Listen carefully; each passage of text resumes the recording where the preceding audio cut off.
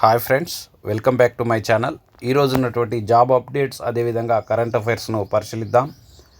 మరి నా ఛానల్ మొదటిసారిగా చూసిన వారు ఛానల్ని సబ్స్క్రైబ్ చేసుకోండి. డైలీ జాబ్ అప్డేట్స్ అదేవిధంగా కరెంట్ అఫైర్స్ను ఎర్లీ మార్నింగ్ అందించడం జరుగుతుంది.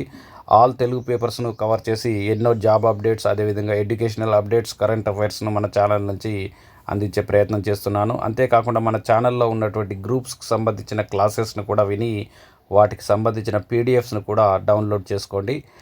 మరి ఈరోజు ఈ వీడియోను ఎక్కడ స్కిప్ చేయకుండా చూసే ప్రయత్నం చేయండి. ఎన్నో జాబ్ అప్డేట్స్ ఈరోజు కవర్ కావడం జరిగింది.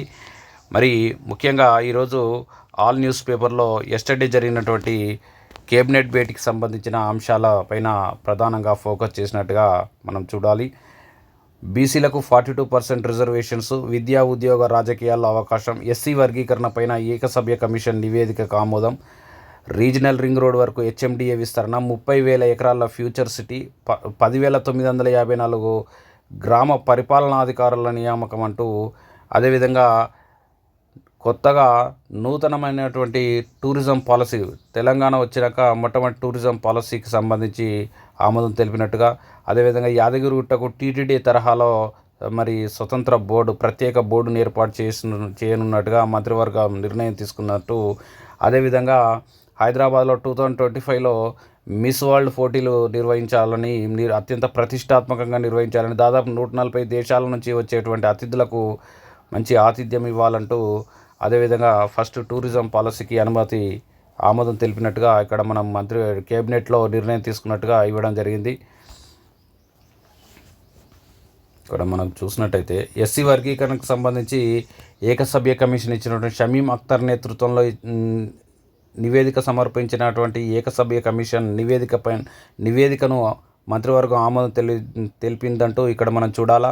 అదేవిధంగా బీసీలకు 42% విద్యా ఉద్యోగ రాజకీయాల్లో ముఖ్యంగా స్థానిక సంస్థల్లో మరి ఇటీవల త్వరలో జరిగే స్థానిక సంస్థల్లో బీసీలకు 42% రిజర్వేషన్ అమలు చేయాలని మంత్రివర్గం నిర్ణయం తీసుకుంది.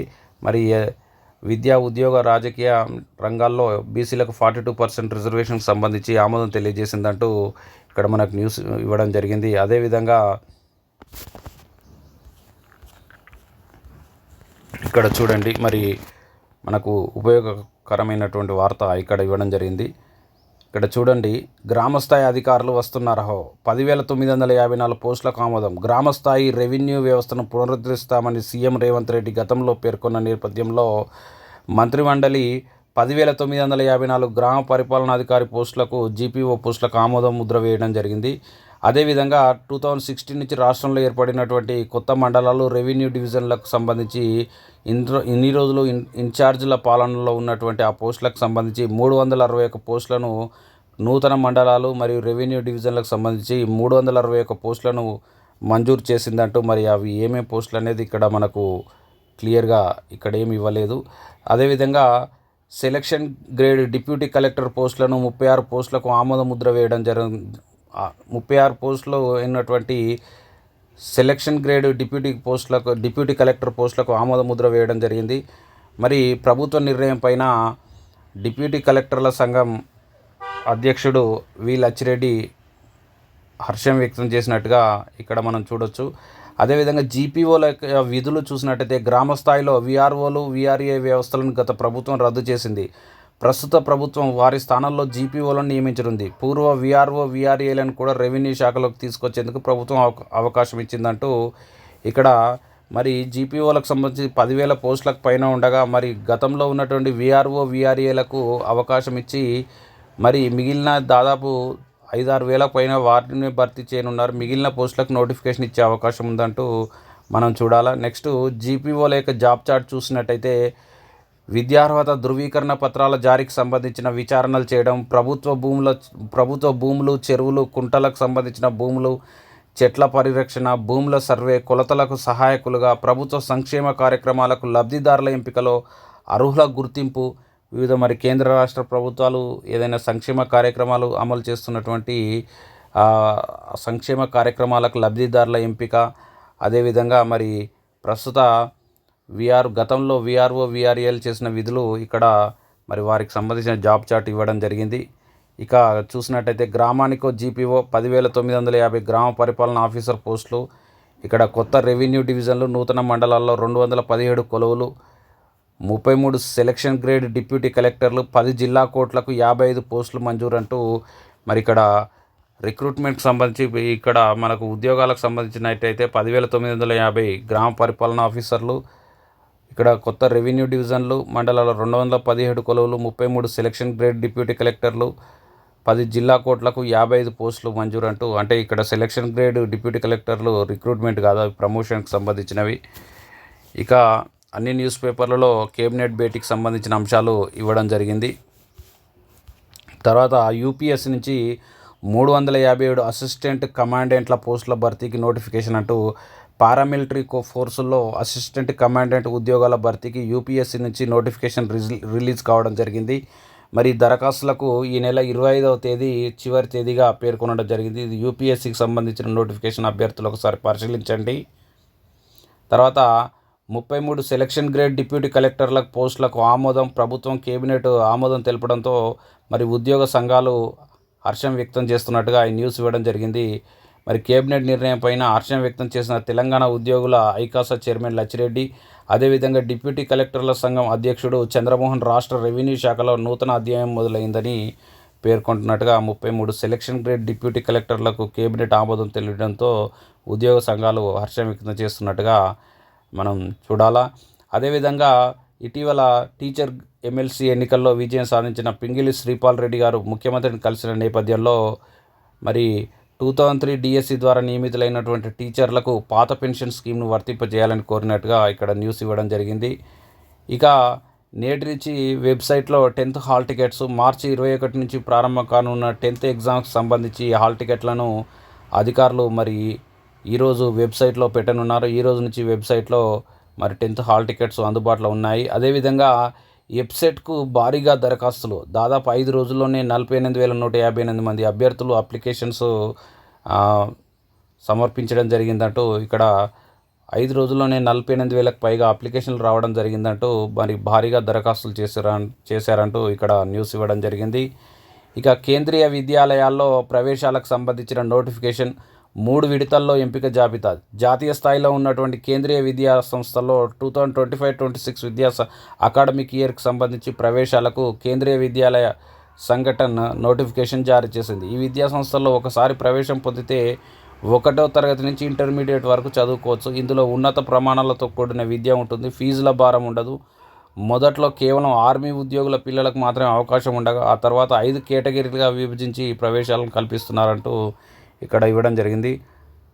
మరి కేంద్రీయ విద్యాలయాల్లో వాటి ప్రవేశానికి సంబంధించిన నోటిఫికేషను రిలీజ్ అయినట్టు ఇక్కడ చూడాలా. నెక్స్ట్ కొన్ని జాబ్ అప్డేట్స్. సీనియర్ రెసిడెంట్ పోస్టులు. గుంటూరు జిల్లా మంగళగిరిలో ఉన్నటువంటి ఎయిమ్స్లో ఒప్పంద ప్రాతిపదికన వివిధ విభాగాల్లో సీనియర్ రెసిడెంట్, సీనియర్ డెమాన్స్ట్రేటర్ పోస్టుల భర్తీకి ఇంటర్వ్యూలు నిర్వహిస్తుందంటూ ఇక్కడ ఇవ్వడం జరిగింది. మొత్తం పోస్టుల సంఖ్య 69. తర్వాత పూణేలోని బ్యాంక్ ఆఫ్ మహారాష్ట్ర మేనేజర్ పోస్టుల భర్తీకి సంబంధించి దరఖాస్తులు కోరుతుంది. మొత్తం పోస్టులు 20. అదేవిధంగా తెలంగాణ ఐసెట్ నోటిఫికేషన్ రిలీజ్ అయిందంటూ ఇక్కడ న్యూస్ ఇవ్వడం జరిగింది. తెలంగాణ ఉన్నత విద్యా మండలి, మహాత్మా గాంధీ విశ్వవిద్యాలయం సంయుక్తంగా నిర్వహిస్తున్నటువంటి తెలంగాణ ఐసెట్ 2025 నోటిఫికేషన్ గురువారం నల్గొండలోని ఎంజీయూలో ICET chairman VC Altaf Hussain, convener registrar Alvala Ravi విడుదల చేశారు. అంటే మొత్తానికి నిన్న ఎస్టర్డే మనకు తెలంగాణ ఐసెట్కి సంబంధించిన నోటిఫికేషన్ విడుదలైనట్టుగా ఇక్కడ న్యూస్ ఇవ్వడం జరిగింది. మరి తెలంగాణ వ్యాప్తంగా 16 ఆన్లైన్ పరీక్ష కేంద్రాల్లో ఐసెట్ను జూన్ 8, 9 తేదీల్లో 4 విడతలుగా నిర్వహించనున్నారు. మరి ఎగ్జామ్స్ సంబంధించి జూన్ 8, 9 తేదీల్లో జరుగుతాయి. అభ్యర్థులు మార్చి 10 నుంచి మే 3వ తేదీ వరకు ఆన్లైన్లో దరఖాస్తులు చేసుకోవడానికి అవకాశం ఇచ్చారని ఇక్కడ మనకు న్యూస్ ఇవ్వడం జరిగింది. ఇక నేడు వెబ్సైట్లో 10th హాల్ టికెట్స్ దీనికి సంబంధించిన న్యూస్ మనకు రావడం జరిగింది. మరి 3 ఎమ్మెల్సీ స్థానాల పరిధిలో ఎన్నికల ప్రవర్తన నియమావళి ఎత్తివేత. ఇప్పుడు ఇటీవల జరిగినటువంటి 3 ఎమ్మెల్సీ స్థానాలకు సంబంధించినటువంటి వాటి యొక్క కౌంటింగ్ ప్రక్రియ పూర్తి అయిన నేపథ్యంలో ఎలక్షన్ కోడ్ను మరి తొలగిస్తున్నట్టుగా ఇక్కడ రాష్ట్ర ఎన్నికల సంఘం ప్రకటించిందంటూ ఇక్కడ మనకు చూడాలా. తర్వాత 20 మంది అధికారులకు షోకాజ్ నోటీసులు అంటూ, అంటే దేనికోసం షోకాజ్ నోటీసులు అందించారో ఇక్కడ ఒకసారి చూద్దాం. జగిత్యాల జిల్లాలో 20 మంది అధికారులకు కలెక్టర్ బి సత్యప్రసాద్ గురువారం షోకాజ్ నోటీసులు జారీ చేశారు. ఇంటర్ ప్రశ్న పత్రాలను స్ట్రాంగ్ రూమ్ నుంచి పరీక్ష కేంద్రాలకు కారులో తరలించాలని సూచించినప్పటికీ ఆటోలో తీసుకెళ్లడం పైన కలెక్టర్ తీవ్రంగా పరిగణించారు. ఈ మేరకు 10 మంది చీఫ్ సూపరింటెండెంట్లు, 10 మంది డిపార్ట్మెంట్ అధికారులకు నోటీసులు జారీ చేశారు. షోకాజ్ నోటీసులు ఉపసంహరించుకోవాలని జూనియర్ లెక్చరర్ల అసోసియేషన్ జిల్లా అధ్యక్ష కార్యదర్శులు కోరుతున్నట్టుగా, మరి వాటికి సంబంధించిన పేపర్లను కార్లలో తీసుకెళ్లాల్సిందిగా మరి ఆటోలో తీసుకెళ్లిన నేపథ్యంలో మరి షోకాజ్ నోటీసులు జారీ చేసినట్టుగా అక్కడ మన న్యూస్ చూడాలా. ఇక జైశంకర్ పైన దాడికి యత్నం, లండన్ పర్యటనలో ఖలిస్తానీల దుందుడుకు చర్య ఖండించిన భారత్. ఖలిస్తానీ ఉగ్రకుట్ర మరోసారి బట్టబయలైంది. భారత నేతలపై అక్కసు వెలగక్కుతున్న ఖలిస్తానీ ఉగ్రవాదులు, ఖలిస్తానీ సానుభూతి పరులు భారత విదేశాంగ శాఖ మంత్రి అయినటువంటి జైశంకర్ పైన దాడికి ప్రయత్నించిన, ఇక్కడ లండన్ పర్యటనలో ఉన్నటువంటి విదేశాంగ మంత్రి పైన ఖలిస్తానీ ఉగ్రవాదులు వారి యొక్క సానుభూతి పరులు మరి దాడికి ప్రయత్నించిన నేపథ్యంలో ఆ చర్యను భారత్ ఖండించినట్టుగా ఈ న్యూస్ మనం చూడాలా. నెక్స్ట్, అనర్హులకు ఆయుష్ పోస్టులు, డిస్ట్రిక్ట్ ప్రోగ్రామ్ మేనేజర్ నియామకాల్లో ఇష్టారాజ్యం. ఆయుష్లో గత ఏడాది భర్తీ చేసినటువంటి డిస్ట్రిక్ట్ ప్రోగ్రామ్ మేనేజర్ పోస్టులను అనర్హులకు కొందరు అధికారులు కట్టబెట్టారని ఆరోపణలు వస్తున్నాయి. ఈ నేషనల్ ఆయుష్ మిషన్ కింద ఆయుష్ డిస్పెన్సరీలతో పాటు వివిధ రకాల కార్యక్రమాలు కొనసాగాయి. ఇటీవల ఆయుష్ చికిత్సా కేంద్రాల్లో ప్రజలకు యోగా నేర్పేందుకు ఇన్స్ట్రక్టర్లను కూడా నియమించారు. జిల్లాల్లో ఆయుష్ కార్యకలాపాలన్నీ పక్కగా పర్యవేక్షించేందుకు గత ఏడాది జిల్లాలకు డిస్ట్రిక్ట్ ప్రోగ్రామ్ మేనేజర్లను నియమించారు. వీరికి 50,000 వేతనాన్ని నిర్ణయించారు. మరి మొత్తానికి ఆయుష్కి సంబంధించిన పోస్టులో అనర్హులకు కూడా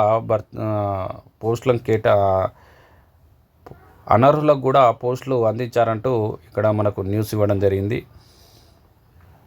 గోదావరి కావేరీ లింక్ పైన 12న సమావేశం. మరి చూడండి, ఇక్కడ గోదావరి కావేరీ నదుల యొక్క అనుసంధాన ప్రాజెక్టు పైన చర్చించేందుకు ఈ నెల 12న ఢిల్లీలో జాతీయ నీటి అభివృద్ధి సంస్థ కార్యదర్శుల స్థాయి సమావేశాన్ని నిర్వహించనుంది. ఈ మేరకు ఎజెండాను గురువారం సంబంధిత రాష్ట్రాలకు పంపించిందంటూ ఇక్కడ కార్యదర్శుల స్థాయి సమావేశానంతరం మంత్రుల సమావేశం నిర్వహించినట్టు. మొత్తానికి నదుల యొక్క అనుసంధానానికి సంబంధించి మరి గోదావరి కావేరీ నదుల అనుసంధానానికి సంబంధించిన సెక్రటరీల స్థాయి, ఇరిగేషన్ స్థాయి సెక్రటరీల స్థాయి సమావేశము మరి ఢిల్లీలో జరగనున్నట్టు ఇక్కడ మనకు నదుల అనుసంధానానికి సంబంధించిన వార్తగా ఇది మనం చూడాలా. ఇక వైద్య ఆరోగ్య శాఖలో పదోన్నతుల కమిటీలు. రాష్ట్రంలో వైద్య ఆరోగ్య శాఖలో మొదటి, రెండో స్థాయి గెజిటెడ్ పోస్టుల పదోన్నతుల కల్పనకు డిపార్ట్మెంటల్ ప్రమోషన్ కమిటీలను ఏర్పాటు చేస్తూ ఆ శాఖ గురువారం ఉత్తర్వులు జారీ చేసిందంటూ. మొత్తానికి మరి హెల్త్ డిపార్ట్మెంట్లో ప్రమోషన్కి సంబంధించి కమిటీలను ఏర్పాటు చేస్తున్నట్టుగా మనకు న్యూస్ చూడాలా. నెక్స్ట్, నారీ శక్తితో వికసిత భారత్. ఈ ఏడాది మహిళా దినోత్సవ నినాదం ఇదే. నారీ శక్తితో వికసిత భారత్ అనే నినాదంతో శనివారం అంతర్జాతీయ మహిళా దినోత్సవం జరపాలని కేంద్ర ప్రభుత్వం నిర్ణయించింది. ఆ రోజున ఢిల్లీలోని విజ్ఞాన్ భవన్లో రాష్ట్రపతి ద్రౌపది ముర్ము సమక్షంలో జాతీయ గోష్ఠి జరుగుతుందని కేంద్ర మహిళా శిశు సంక్షేమ శాఖ మంత్రి అన్నపూర్ణాదేవి గురువారం ఒక ప్రకటన సందేశంలో పేర్కొన్నారంటూ న్యూస్ చూడాలా. నెక్స్ట్, తెలుగు రాష్ట్రాల మంత్రులు. దేంట్లో జీఎస్టీ ఆదాయ విశ్లేషణ కమిటీలో సెంట్రల్ ఏర్పాటు చేసినటువంటి జీఎస్టీ ఆదాయ విశ్లేషణ కమిటీలో తెలుగు రాష్ట్రాల నుంచి మరి తెలంగాణ నుంచి బట్టి విక్రమార్క, ఆంధ్రప్రదేశ్ నుంచి పయ్యావుల కేశవ్కు చోటు లభించిందంటూ ఇక్కడ వార్త ఇవ్వడం జరిగింది. జీఎస్టీ ఆదాయ విశ్లేషణపై ఏర్పాటైనటువంటి గ్రూప్ ఆఫ్ జీఎస్టీ మండలి గ్రూప్ ఆఫ్ మినిస్టర్ను జీఎస్టీ మండలి పునర్వ్యవస్థీకరించడం జరిగింది. జీఎస్టీ వసూళ్లకు సంబంధించి విధానపరమైన జోక్యం అవసరం ఉన్నప్పుడు ఈ జీఓఎం ఈ గ్రూప్ ఆఫ్ మినిస్టర్ సూచనలు చేయడం జరుగుతుంది. జీఎస్టీ ఆదాయ విశ్లేషణపై మంత్రుల బృందాన్ని తొలుత 2019లో ఏర్పాటు చేయడం జరిగింది. మరి ఇక్కడ 55వ సమావేశంలో ఈ జీఓఎంను పునర్వ్యవస్థీకరించాలని నిర్ణయించడం జరిగింది.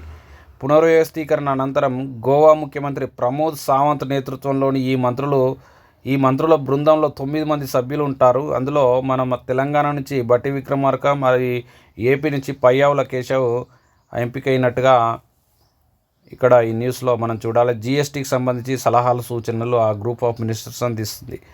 ఇక జాతీయ స్థాయి లేఖ రచన పోటీలో మన సోమిరెడ్డి ప్రథమ బహుమతి అంటూ ఇక్కడ న్యూస్ ఇవ్వడం జరిగింది. భారతీయ తపాలా శాఖ జాతీయ స్థాయిలో నిర్వహించినటువంటి లేఖ రచన పోటీల్లో సూర్యాపేట జిల్లా మఠంపల్లి మండలం బక్కమంతుల గూడెనికి చెందినటువంటి ఉస్తేల సోమిరెడ్డి ప్రథమ స్థానంలో నిలిచారు. ఈ మేరకు తపాలా శాఖ నుంచి ఆయన గురువారం సమాచారం అందింది. ఈయన ప్రస్తుతం ఎక్సైజ్ డిపార్ట్మెంట్లో డిప్యూటీ కమిషనర్గా పనిచేయడం జరుగుతుందంటూ ఇక్కడ మరి పోస్టల్ డిపార్ట్మెంట్ జాతీయ స్థాయిలో నిర్వహించినటువంటి లేఖల రచన పోటీల్లో సోమిరెడ్డి గారికి ప్రథమ బహుమతి వచ్చినట్టుగా ఇవ్వడం జరిగింది. ఇక కోఆపరేటివ్ మీటింగ్లో సేంద్రియ ఉత్పత్తుల ఎగుమతిపైన దృష్టి పెట్టాలంటూ ఇక్కడ న్యూస్ ఇవ్వడం జరిగింది. ప్రధాని మోదీ గురువారం సహకార రంగ పురోగతిని సమీక్షించేందుకు ఏర్పాటు చేసిన ఉన్నత స్థాయి సమావేశానికి అధ్యక్షత వహించారు. ఈ సందర్భంగా మాట్లాడుతూ భారతీయ సహకార సంఘాలు అంతర్జాతీయ సహకార సంఘాలతో భాగస్వామ్యం పెంచుకోవాలని, సేంద్రియ ఉత్పత్తుల ఎగుమతిపైన దృష్టి సారించాలని, అగ్రిస్టాక్ వంటి డిజిటల్ వ్యవస్థను ఉపయోగించుకోవాలని, సహకార రంగంలో వ్యవసాయ అనుబంధ కార్యకలాపాలు పెంపొందించుకోవాలని, మరి కోఆపరేటివ్ సొసైటీస్ అనేది ఎప్పటికప్పుడు వస్తున్నటువంటి నూతన టెక్నాలజీని అందిపుచ్చుకోవాలి. అదేవిధంగా అంతర్జాతీయ కోఆపరేటివ్ సొసైటీస్తో అనుబంధాన్ని పెంచుకోవాలి. సేంద్రియ ఉత్పత్తుల ఎగుమతిపైన ప్రధానంగా దృష్టి సారించాలంటూ పేర్కొన్నట్టుగా తన ప్రసంగంలో పేర్కొన్నట్టుగా ఇక్కడ న్యూస్ ఇవ్వడం జరిగింది. ఇక ఇఫ్లు వీసీగా నాగులపల్లి నాగరాజ్ అంటూ ఇంగ్లీష్ విదేశీ భాషల విశ్వవిద్యాలయం వీసీగా ప్రొఫెసర్ నాగలపల్లి నాగరాజును నియమిస్తూ కేంద్ర విద్యాశాఖ గురువారం ఉత్తర్వులు జారీ చేసింది. ప్రస్తుతం ఆయన ఒడిశాలోని గంగాధర్ మెహర్ వర్సిటీ వీసీగా ఉన్నారంటూ మరి English and foreign language university వీసీగా నాగరాజు గారిని కేంద్ర ప్రభుత్వం నియమించిందంటూ అక్కడ న్యూస్ ఇవ్వడం జరిగింది. అత్యధిక పన్నులు చెల్లించిన టాప్ 10 కంపెనీలు ఇవే. భారత ప్రభుత్వానికి ఆదాయాన్ని సమకూర్చే ప్రధానమైన మార్గం పన్నుల రాబడి. మన దేశంలోని కార్పొరేట్ సంస్థలు ప్రజలకు ఉపాధి, ఉద్యోగ అవకాశాలు కల్పించడంతో పాటు ప్రభుత్వానికి పన్నుల రూపంలో విత్త వనరులను సమకూరుస్తున్నాయి. హురూన్ ఇండియా ఇటీవల బర్గండే హురూన్ ఇండియా 500 నివేదికను 2024-25లో అత్యధిక కార్పొరేట్ పన్నులు చెల్లించిన 500 కంపెనీలతో కూడిన జాబితాను విడుదల చేసింది. అందులో టాప్ 10 కంపెనీలు, ఐటీని చెల్లించిన టాప్ 10 కంపెనీలు చూసినట్టయితే మొదటి స్థానంలో రిలయన్స్ ఇండస్ట్రీస్ 25,707 కోట్లు, టీసీఎస్ 15,000 చిల్లర, వేదాంత కంపెనీ 12,000 పైగా ట్యాక్సెస్ చెల్లించినట్టుగా ఇక్కడ న్యూస్ ఇవ్వడం జరిగింది. ఇక్కడ నెక్స్ట్ మహారాష్ట్రలో ఉండేవారు మరాఠీ నేర్చుకోవాల్సిందే ఫడ్నవీస్. ముంబైకి వచ్చేవారు మరాఠీ నేర్చుకోవాలనేం లేదని ఆర్ఎస్ఎస్ సీనియర్ నేత సురేష్ భయ్యాజీ జోషి చేసిన వ్యాఖ్యలతో మహారాష్ట్రలో దుమారం రేగింది. తన వ్యాఖ్యలను ఆయన ఉపసంహరించుకుంటున్నట్టు ప్రకటించినప్పటికీ వివాదం సద్దుమణగలేదు. దీనిపై ప్రభుత్వం స్పష్టత ఇవ్వాలని శివసేన ఎమ్మెల్యే భాస్కర్ జాదవ్ గురువారం అసెంబ్లీలో డిమాండ్ చేశారు. దీంతో ముఖ్యమంత్రి దేవేంద్ర ఫడ్నవీస్ సమాధానమిచ్చారు. ముంబై, మహారాష్ట్రాల భాష మరాఠీయేనని, రాష్ట్రంలో నివసించేవారు ఈ భాషను నేర్చుకోవాల్సిందేనని స్పష్టంచారు. అంటే మహారాష్ట్రలో కానీ ముంబైలో కానీ నివసించేవారు మరాఠీ భాషను నేర్చుకోవాల్సిందేనని అక్కడ ముఖ్యమంత్రి స్పష్టం చేసినట్టుగా మనం న్యూస్ చూడాలి. బందీలను విడిచిపెట్టండి, గాజా నుంచి పారిపోండి, లేకుంటే అంతా చచ్చిపోతారు.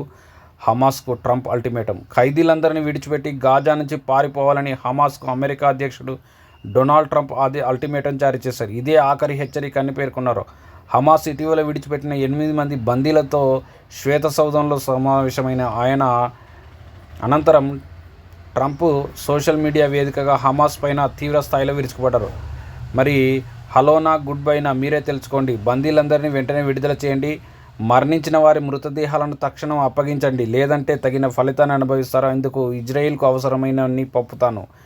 నేను చెప్పినట్టు చేయకపోతే ఒక హమాస్ సభ్యుడు సురక్షితంగా ఉండడంటూ హమాస్ చెరలో ఉన్నటువంటి బందీలందరినీ విడుదల చేసి మీరు మరి గాజా నుంచి పారిపోండి, అప్పుడు మరి నేను గాజాను డెవలప్ చేస్తా, లేదంటే మరి నేను ఇజ్రాయిల్కు పెద్ద ఎత్తున సైనిక సహకారాన్ని అందించి మీ అందరినీ తుదముట్టిస్తానంటూ హమాస్కు ట్రంప్ గారు హెచ్చరించినట్టుగా ఈ వార్త యొక్క సారాంశం. పాకిస్తాన్ పైన అమెరికా ట్రావెల్ బ్యాన్.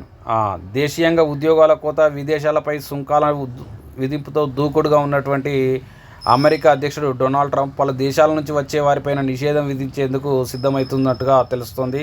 ఇందులో భాగంగా పాకిస్తాన్, ఆఫ్ఘనిస్తాన్లపై ట్రావెల్ బ్యాన్ విధించే అవకాశం ఉన్నట్టు సమాచారం. భద్రతా కారణాల దృష్ట్యా మరి పాకిస్తాన్, ఆఫ్ఘనిస్తాన్ నుంచి వచ్చేటువంటి టూరిస్టుల పైన బ్యాన్ విధించే అవకాశం ఉన్నట్టుగా ఆ న్యూస్ మనం చూడాలి. మరి న్యూటన్ కంటే ముందే వేదాల్లో గురుత్వాకర్షణ, రాజస్థాన్ గవర్నర్ వ్యాఖ్య. న్యూటన్ కంటే ముందే వేదాల్లో గురుత్వాకర్షణ సిద్ధాంతాన్ని పేర్కొన్నారని రాజస్థాన్ గవర్నర్ హరిబాహు బాగ్డే ఆసక్తికర వ్యాఖ్యలు చేశారు. జైపూర్లోని ఇందిరాగాంధీ ఓపెన్ యూనివర్సిటీలో జరిగినటువంటి స్నాతకోత్సవంలో బాగ్దే పాల్గొని ఈ సందర్భంగా మాట్లాడుతూ, పురాతన కాలం నుంచి భారత్ విజ్ఞాన కేంద్రంగా ఉంది. నలంద విశ్వవిద్యాలయం వంటి విద్యా సంస్థలకు దేశ విదేశాల నుంచి వచ్చేవారు. దశాంశ వ్యవస్థను ప్రపంచానికి పరిచయం చేసింది భారతే. అంతేకాకుండా గురుత్వాకర్షణ సిద్ధాంతం గురించి 1687లో న్యూటన్ చాలా ఆలస్యంగా చెప్పారు. దానికంటే ఎన్నో ఏళ్ల ముందే మరి వేదాల్లో గురుత్వాకర్షణ సిద్ధాంతాన్ని పేర్కొన్నారంటూ మనకు న్యూస్ ఇవ్వడం జరిగింది. సుప్రీంకోర్టు న్యాయమూర్తిగా జస్టిస్ జోయ్ మాల్యా బాగ్చి సిఫారసు చేసిన కొలీజియం. కోలకత్తా హైకోర్టు న్యాయమూర్తి జస్టిస్ జోయ్ మాల్యా బాగ్చిని సుప్రీంకోర్టు న్యాయమూర్తిగా నియమించాలని సుప్రీంకోర్టు కొలీజియం గురువారం సిఫారసు చేసింది. Supreme court chief justice Sanjiv Khanna నేతృత్వంలోని justice BR Gavai, justice Suryakant, justice Abhay Oka, justice Vikramnath collegium ఈ మేరకు సిఫారసు చేసిందంటూ ఇక్కడ మనం కేంద్ర ప్రభుత్వం ఆమోదిస్తే మరి బాగ్చి 6 ఏళ్లకు పైబడి సుప్రీంకోర్టులో సేవలు అందించడంతో పాటుగా ప్రధాన న్యాయమూర్తి అయ్యే అవకాశం కూడా ఉందంటూ మరి ప్రస్తుతం కోల్కతా హైకోర్టు న్యాయమూర్తి అయినటువంటి జస్టిస్ జోయ్ మాల్యా బాగ్చిని సుప్రీంకోర్టు న్యాయమూర్తిగా నియమించాలంటూ కొలీజియం సిఫార్సు చేసినట్టుగా న్యూస్ చూడాలా. మరి తమ ప్రభుత్వము నక్సలిజాన్ని దాదాపు రూపుమాపేందుకు ప్రయత్నిస్తుండగా, అడవుల్లో నక్సలిజం క్రమంగా తగ్గుముఖం పడుతుండగా మరి నగరాల్లో నక్సలిజం పెరుగుతుందంటూ ప్రధాని వ్యాఖ్యానించినట్టుగా ఇక్కడ చూడాలా. అడవుల్లో నక్సలిజం క్రమంగా అంతమవుతుందని, అయితే దురదృష్టవశాత్తు పట్టణాలు, నగరాల్లో వేగంగా వేలునుకోవడం ఆందోళన కలిగిస్తుందని ప్రధాని నరేంద్ర మోడీ పేర్కొన్నారు. కొన్ని రాజకీయ పార్టీలు వారి విధానాలకు వత్తాసు పలుకుతున్నాయంటూ ధ్వజమెత్తారంటూ మరి గురువారం ఢిల్లీలో ఓ ఛానల్లో నిర్వహిస్తున్న ప్లీనరీలో ఆయన మాట్లాడారు. దేశంలో నక్సలిజం అంతిమ దశలో ఉంది. గతంలో 100 జిల్లాలు నక్సల్ ప్రభావిత జిల్లాలుగా ఉండేవి. ప్రస్తుతం ఆ జిల్లాల సంఖ్య 2 డజన్లకు తగ్గింది. అయితే మరి ఇక్కడ అడవుల్లో తగ్గుతున్న నక్సలిజం క్రమేణీ నగరాల్లో పెరుగుతుందని వారికి కొన్ని పార్టీలు వత్తాసు పలుకుతున్నాయంటూ ప్రధాని ఆవేదన వ్యక్తం చేసినట్టుగా ఇక్కడ మనం న్యూస్ చూడాలి. నెక్స్ట్, రష్యాతో ఐరోపాకు పెనుముప్పు ఉన్నదని మరి ఫ్రాన్స్ అధ్యక్షుడు మెక్రాన్ కీలక వ్యాఖ్యలు చేసినట్టుగా ఇక్కడ న్యూస్ ఇవ్వడం జరిగింది. రష్యాతో ఐరోపాకు పెనుముప్పు పొంచి ఉందని ఫ్రాన్స్ అధ్యక్షుడు ఇమాన్యుయల్ మెక్రాన్ పేర్కొన్నాడు. క్రెమ్లిన్ తన అమ్ముల పొదిలో వేల సంఖ్యలో ట్యాంకర్లను, వందల సంఖ్యలో యుద్ధ విమానాలను, బడ్జెట్లో 40% నిధులను రక్షణపైనే ఖర్చు చేస్తుందని పేర్కొన్నారు. ఈ పరిస్థితుల్లో ప్రేక్షకుడిగా ఉండడం పిచ్చితనమే అవుతుందని, ఆ దేశాన్ని నిర్వహించాల్సిన అవసరం ఉందని పేర్కొన్నట్టుగా ఫ్రాన్స్ పేర్కొంటున్నట్టుగా ఇక్కడ న్యూస్ ఇవ్వడం జరిగింది. ఫ్రాన్స్ తన అణ్వస్త్రాలతో ఐరోపాను రక్షించడానికి సిద్ధంగా ఉందని, ఈ విషయంపై ఇతర మిత్రులతో చర్చిస్తామని తెలియజేశారు. ఐరోపా భవిష్యత్తును వాషింగ్టన్, మాస్కోతో చూడకూడదని, ఉక్రెయిన్కు ఐరోపా దీర్ఘకాలం అండగా ఉంటుందని, మరి ఫ్రాన్స్ అనేది ఉక్రెయిన్కు అండగా ఉంటుందంటూ మెక్రాన్ పేర్కొన్నాడు. రష్యా తన బడ్జెట్లో 40% నిధులను రక్షణకు కేటాయిస్తే మరి ఐరోపా భద్రతకు ముప్పు వాటిల్లుతుంది రష్యా నుంచి అంటూ ఇక్కడ పేర్కొన్నట్టుగా న్యూస్ చూడాలి. ప్రధాని మోదీకి బార్బడోస్ ఉన్నత పురస్కారం. కోవిడ్ కాలంలో అమూల్య సేవలు, సమర్థ నాయకత్వం అందించిన భారత ప్రధాని నరేంద్ర మోదీకి బార్బడోస్ దేశం ప్రతిష్టాత్మకమైనటువంటి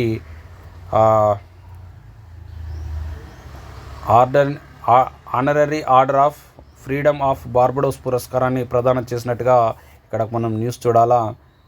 మరి బ్రిడ్జ్ టౌన్లో బుధవారం ప్రధాని తరపున ఆ దేశ విదేశాంగ సహాయ మంత్రి పబిత్రా మార్గిరేటా ఈ పురస్కారాన్ని స్వీకరించారంటూ మనం న్యూస్ చూడాలా. ఇక ప్రతి 10 నిమిషాలకు మహిళా బలి అవుతుందంటూ ఐక్యరాజ్య సమితి పేర్కొన్నట్టుగా న్యూస్ ఇవ్వడం జరిగింది. అదేవిధంగా ఉద్యోగాల్లో స్థానికులకే ప్రాధాన్యం. మరి లెన్స్కార్ట్ పరిశ్రమకు భూమి పూజ చేసిన కార్యక్రమంలో మంత్రి శ్రీధర్ బాబు పేర్కొన్నట్టుగా అక్కడ న్యూస్ ఇవ్వడం జరిగింది. హకీంపేట లగచర్లలో భూసేకరణకు సంబంధించి హైకోర్టు స్టే ఇచ్చినట్టుగా మరి నిలిపివేయాలంటూ హైకోర్టు మధ్యంతర ఉత్తర్వులు ఇచ్చినట్టుగా ఇక్కడ న్యూస్ ఇవ్వడం జరిగింది. ఇంతటితో ఈరోజు ఉన్నటువంటి ఎడ్యుకేషనల్ అప్డేట్స్ మ్యాక్సిమం పూర్తి అయినాయి. మరి నెక్స్ట్ క్లాస్లో మళ్ళీ కలుద్దాం. అంతవరకు ఆల్ ది బెస్ట్ ఫ్రెండ్స్.